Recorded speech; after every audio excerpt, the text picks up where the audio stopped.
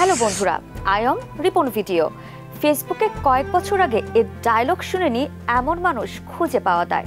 নকল হাসি, ভণ্ডামি আর ফিল্টার ভরা কন্টেন্টের ভিড়ে একেবারে সাধারণ সরল এক তরুণ হুট করে সবার প্রিয় হয়ে উঠলেন। তিনি রিপন মিয়া, যাকে আমরা সবাই চিনি রিপন ভিডিও নামে। আম পাতারে নিয়া কি কইয়াম ছন্দ, কপাল আমার মন্দ, বন্ধুরা কমেন্ট করে বাজে বাজে মন্দ।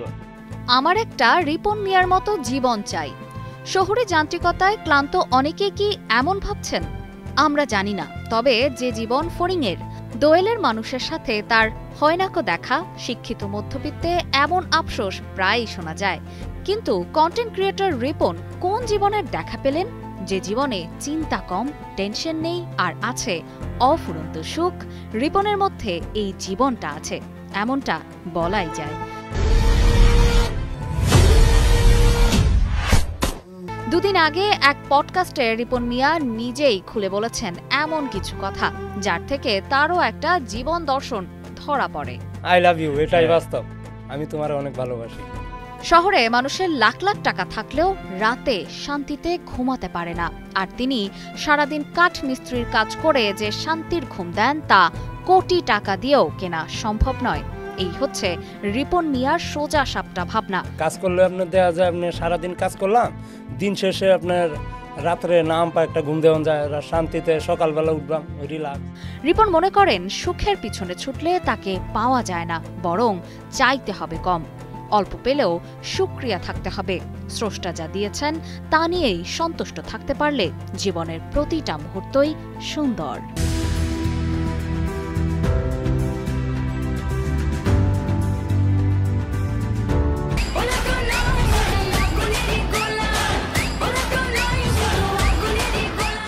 রিপন মিয়ার প্রাণ খোলা হাসির পেছনেও কি বেদনার কোনো গল্প নেই?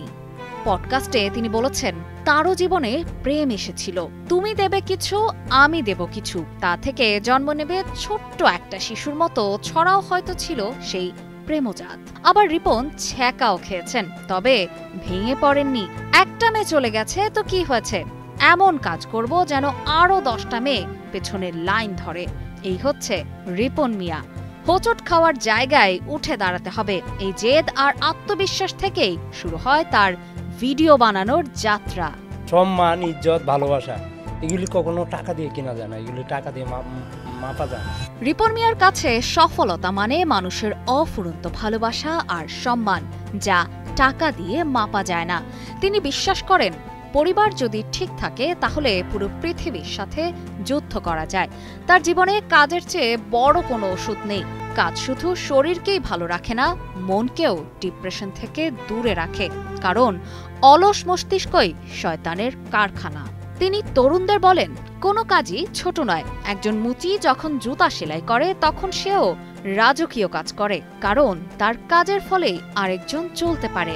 দিন শেষে আমাদের সবার গন্তব্য একটাই, আর কাফনের কাপড়ে কোনো পকেট থাকে না। তাই যা করার এই জীবনেই করতে হবে। মামা ইংলিশ গান দিছে কতন বারা উরুম দুরুম নাচে, গান তো আর বুঝি না, কইছে মামা ইয়া কিয়া গান হে। শহরে যেখানে ডিভোর্সের হার বাড়ছে, যেখানে সম্পর্কগুলো সামান্য কারণে ঠুনকো কাচের মতো ভেঙে যাচ্ছে, সেখানে রিপন মনে করিয়ে দেন এক চিরন্তন সত্য। তিনি বলেন আপনার কাবিনে কিন্তু আপনারে বউ রাখে না, বউ রাখে মন থেকে। তার মতে 20 লাখ টাকার কাবিন দিয়ে সম্পর্ক ধরে রাখা যায় না। সম্পর্ক টিকে থাকে পারস্পরিক ভালোবাসা, সম্মান আর বন্ধুত্বে।